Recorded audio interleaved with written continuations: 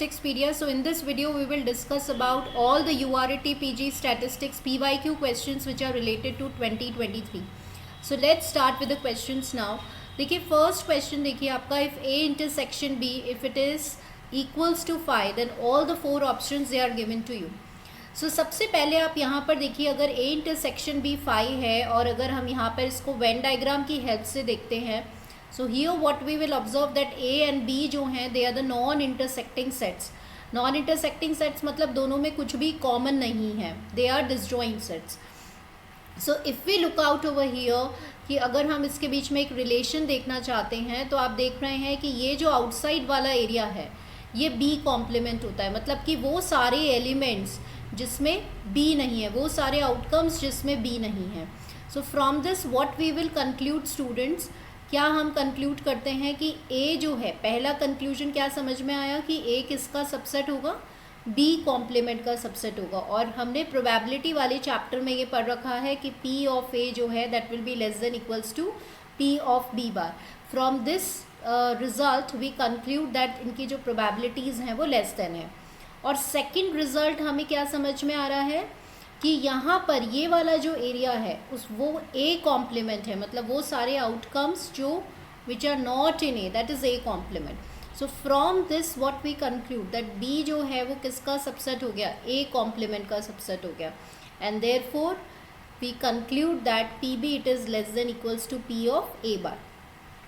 सो अभी ऑप्शंस में चेकआउट करते हैं. देखिए P इज़ लेस देन, ये रॉन्ग ऑप्शन है. यहाँ पर आपका P is less than equals to PB bar. So this is the correct answer for this option. So ये ऑप्शन भी आपका करेक्ट है, लेकिन क्योंकि ये आपके 4 ऑप्शंस में अवेलेबल नहीं है इसलिए जो करेक्ट आंसर है वो ये है. That's why I have written और condition, right. So correct answer is B. Next question देखिए students, an unbiased coin it is toss 3 times, the third toss gets head, then the probability of getting at least one more head is what. तो सबसे पहले हमने यहाँ पर देखिए samples, सबसे पहले हम यहाँ पर क्या लिखेंगे, सैम्पल स्पेस लिखेंगे, राइट. तो once we will write this sample space तो ये आपका क्या हो जाएगा, 8 आउटकम्स हो जाएंगे. Now here we look out for this कि the third toss gets head. तो अभी हम इसमें आउटकम्स देखेंगे कि थर्ड टॉस में हेड कौन कौन से ऑप्शंस में आउटकम्स में आ रहा है. तो आप फर्स्ट वाले में देखेंगे, थर्ड वाले में हेड आ रहा है, देन इसमें हेड आ रहा है, देन इसमें भी लास्ट वाले में थर्ड टॉस में हेड है, दिस में. सो टोटल आउटकम्स आपके 4 हुए. सो देयरफॉर टोटल केसेस आपके पास एग्जॉस्टिव केसेस कितने हो गए, 4 हो गए. नेक्स्ट आपको फेवरेबल देखना है दैट एटलीस्ट 1 मोर हेड. तो एटलीस्ट मतलब एक या एक से ज़्यादा हेड होना चाहिए. तो अभी हम आउटकम्स देखेंगे. तो जो 4 आउटकम्स आपने मार्क किए उसमें देखिए तो इसमें 2 हेड्स हैं, तो ये आपका फेवरेबल हो गया. देन यहाँ पर 1 हेड है तो ये भी आपका फेवरेबल आउटकम हो गया. यहाँ पे भी 1 हेड है तो ये भी हो गया. लास्ट वाले में कोई भी हेड नहीं है तो ये डिस्कार्ड हो जाएगा. तो फेवरेबल आउटकम्स आपके कितने हो गए, 3 हो गए. प्रोबेबिलिटी जो होता है वो क्या होता है, favourable upon exhaustive case, that is M upon N. So here the answer will be 3/4 will be the correct answer for this. If A and B are the two events such that P of A is not equals to 0 and P of B given A is equals to 1, then 4 options are being given to you. तो सबसे पहले हम यहाँ पर क्या करेंगे कि हम यहाँ पे B given A का फॉर्मूला लगाएंगे, that is A intersection B divided by PA that is equals to 1. So P of A intersection B आपका किसके इक्वल हो जाएगा, that is will be equals to your P of A के equal हो जाएगा. Now here students, अभी देखिए यहाँ पर आपको कुछ समझ में नहीं आ रहा कि कैसे हमें इस इक्वेशन को देखकर, तो we will look out for the options जो हमें हिंट देंगे कि क्या इसका मतलब है. नाउ यहाँ पे आपको क्वेश्चन में 1 दिया हुआ है, मतलब जो इवेंट B है वो सर्टेनली अकर करेगा एंड देयरफॉर B ऑप्शन आपका कैंसिल हो जाएगा. अब आपके रिमेनिंग 3 ऑप्शंस में से हमें चूज करना है कि कौन सा ऑप्शन होगा. सो यहाँ एक आपको हिंट दिया जा रहा है, B is a subset of A and A is a subset of A. इन दोनों में से हम इस इक्वेशन को चेकआउट कर देंगे कि कौन सा ऑप्शन जो है वो मैच करेगा और इस इक्वेशन को सेटिस्फाई करेगा with the help of the Venn diagram. So यहाँ पे हमने ये वेन डायग्राम बना के देखेंगे. सपोज सबसे पहले हमें ये जो ऑप्शन है उससे हिंट मिल गया, A is a subset of B. देखते हैं नाउ, देखिए इस ऑप्शन से आपको हिंट मिल जाएगा एंड ये 2 ऑप्शंस हमें हेल्प करेंगे. तो अगर A intersection B, if I ask you कि इसका A इंटरसेक्शन B क्या होगा, तो वो क्या हो जाएगा, आपका A हो जाएगा, right. So therefore the correct answer will be A is a subset of B because वो इस कंडीशन को सेटिस्फाई कर रहा है. Now in case students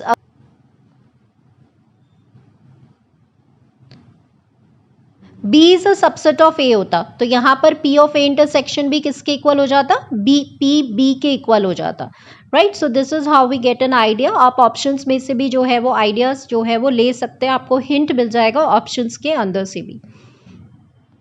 next देखिए, a bag contains 7 red balls and 4 blue balls. 2 balls are drawn at random with replacement. Most important पढ़ना है कि केयरफुली क्वेश्चन को रीड करना है. विद रिप्लेसमेंट है ये. The probability of getting the balls of different colour, colour आपका different है. सो यहाँ पर हम जो है वो, क्योंकि आपका MCQ पैटर्न है, सो यहाँ हम कॉम्प्लीमेंट्री लॉ को यूज करेंगे in order to solve the questions.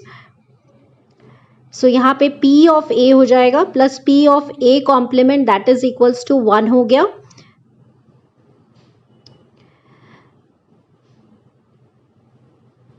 So therefore probability of different balls जो आपको निकालनी है, तो वो हम क्विकली सॉल्व करने के लिए इस लॉ को यूज कर रहे हैं.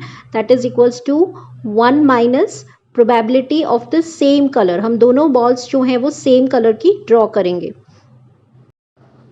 सो हियर 1 माइनस, अब आप दोनों, आपके पास सेम कलर की दोनों रेड बॉल्स जब ड्रॉ करेंगे तो 7 रेड बॉल्स हैं. तो फर्स्ट रेड बॉल जब आप निकालेंगे और विद रिप्लेसमेंट है, तो ये हो जाएगा आपका 7/11.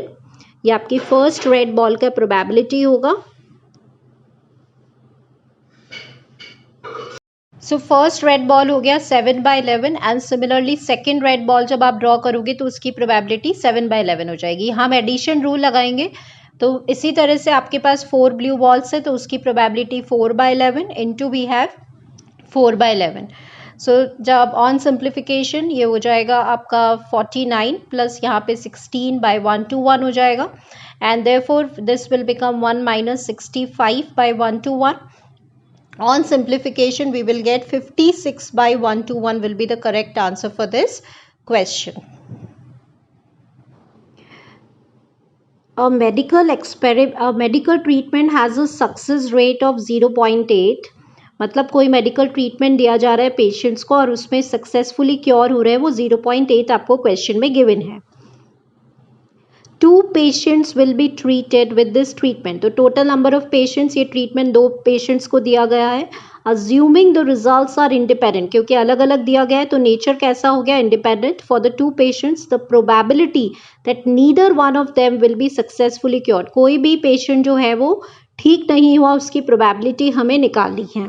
सो देयरफॉर यहाँ पर स्टूडेंट्स हम जो है वो बाइनोमियल प्रोबेबिलिटी लॉ को फॉलो करेंगे. मैं आपको 2 मेथड्स बताऊंगी, दोनों मेथड्स से आप कर सकते हैं.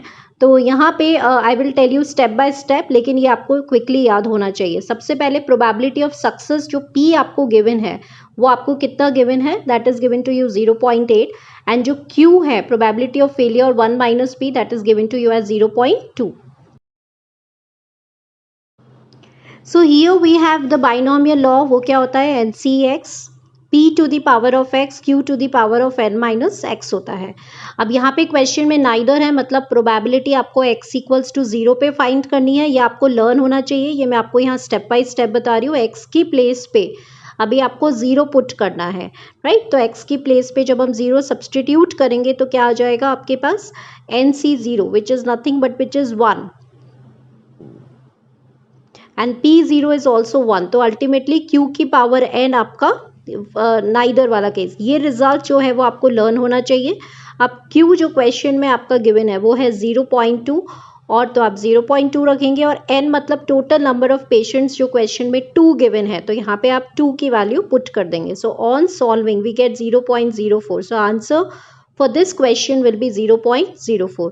अभी हम इसका नेक्स्ट मेथड देखते हैं, ऑल्टरनेटिव मेथड है. कैसे लिखोगे, P of A bar into P of B बार, क्योंकि क्वेश्चन में नाइदर दिया हुआ है ना, तो पेशेंट A क्योर हुआ और ना ही पेशेंट B क्योर हुआ, राइट. सो नीदर मतलब यहाँ हमने कुछ नहीं किया, क्योंकि इवेंट्स का नेचर इंडिपेंडेंट है, तो मल्टीप्लिकेशन थ्योरम लगा दिया. P ऑफ A बार भी आपका 0.2 है और P ऑफ B बार भी आपका 0.2 है. So on multiplication we will get the answer as 0.04. So दोनों ही ऑप्शंस है, कैसे भी आप इसको सॉल्व कर सकते हैं. नेक्स्ट क्वेश्चन देखिए students. A restaurant serves the 2 special dishes A and B to its customer consisting of 60% of the men and 40% of the women. तो 60% मैन मतलब टोटल 100 थे, 100 में से 60 मैन हो गए और बाकी जो रिमेनिंग है वो आपके 40 विमेन हो गए. 80% of the men order dish A and rest B. 70% of the women order dish B and rest dish A. So in what ratio dish A and dish B should the restaurant prepare the two dishes? So यहाँ हमने देखिए table बनाया men, women and dish A and dish B में, और अभी आप read कर रहे हैं कि 60% आपका मेन है एंड 40% क्या है आपका विमेन है. मतलब टोटल 100 में से 60 जो है वो मेन होंगे और बचे हुए 40 जो है वो विमेन होंगे. तो ये आप टेबल में लिख लीजिए, टोटल 60 मेन हो गए एंड विमेन में टोटल 40 विमेन हो गए. तो इन ऑल टोटल कितने थे? 100, क्योंकि वो परसेंटेज में एक्सप्रेस था.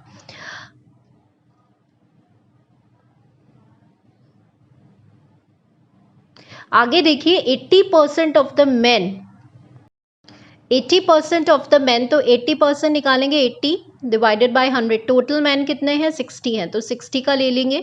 तो so once you will cancel all this, तो you will get as a 48 आपके पास आ गया. तो मैन 48 जो मैन है वो डिश ए को ऑर्डर कर रहे हैं. सो राइट इट 48. अब टोटल आपके पास 60 था, तो 60 में से 48 को जब आप सब्ट्रैक्ट करेंगे, right, so you will get 12 as an answer. तो डिश बी आपका 12 हो गया. नेक्स्ट देखिए 70% विमेन ऑर्डर डिश बी. बहुत केयरफुली क्वेश्चन को रीड करना है. डिश बी है यहाँ पर, ध्यान रखना है, जल्दी में डिश ए नहीं लिखना है. तो 70% निकालेंगे तो आपका क्या हो जाएगा? 70 डिवाइड बाय 100. टोटल विमेन जो थी वो 40 है, तो यहाँ पर इंटू 40 कर देंगे. तो once you will solve this you will get 28. So dish B में आपके पास क्या आ जाएगा? 28 हो गया. अब डिश ए के लिए 40 टोटल था, तो 40 में से 28 को माइनस करेंगे.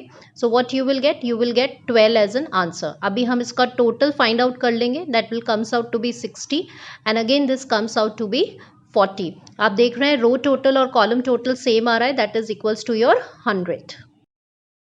अभी देखिए क्वेश्चन में क्या आ गया है? In what ratio dish A and dish B should be served. Ratio निकालना है पहले डिश ए का, डिश बी का. तो डिश ए 60 है तो 60 लिखेंगे, इस टू 40 लिखेंगे, क्योंकि डिश बी आपका क्या है? 40 है.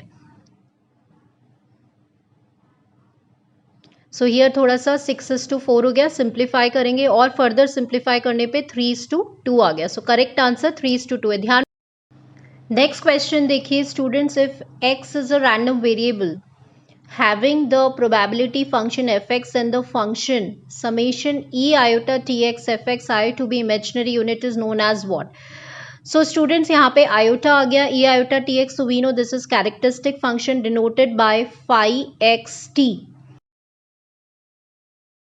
So phi xt आपका characteristic function होता है expectation e to the power of iota tx.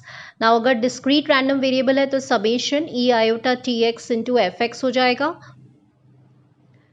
And अगर continuous है तो ये आपका integration e iota tx fx dx हो जाएगा, राइट. सो phi xt characteristic function always exist करता है, ये हमेशा ध्यान रखिएगा. क्वेश्चन में समेशन है मतलब डिस्क्रीट केस है, but always remember characteristic function always exists. So answer for this question is characteristic function.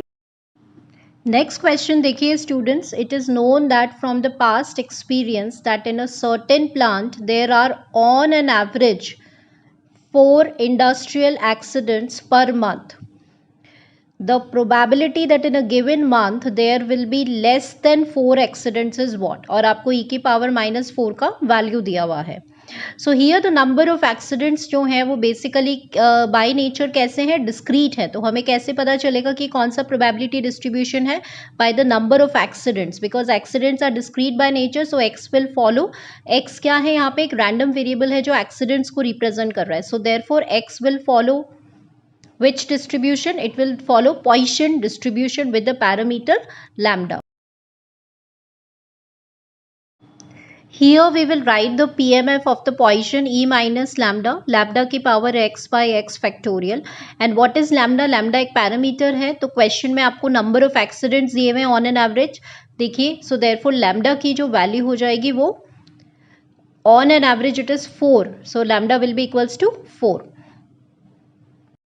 So now in the given question, probability x will be less than 4 will be equals to, it will take the values as 0 लेगा तो P0 हो गया आपका, then P1, then P2 and then P3.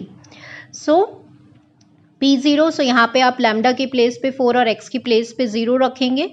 सो यहाँ पे आपका हो गया e की पावर आपका -4 हो जाएगा, प्लस यहाँ पे 1 है तो लैम्डा के प्लेस पे 4, x की प्लेस पे 1, तो e -4 इंटू आपका यहाँ पे 4 हो जाएगा. प्लस सिमिलरली 2 के लिए e -4 हो जाएगा, एंड यहाँ पे लैम्डा 4 हो गया और 2 हो गया तो ये 16 हो गया अपॉन 2. प्लस सिमिलरली 3 के लिए तो e -4 हो गया और ये आपका 4 की पावर 3 जो होता है वो 64 हो गया, divided by 3 factorial which is nothing but which is 6.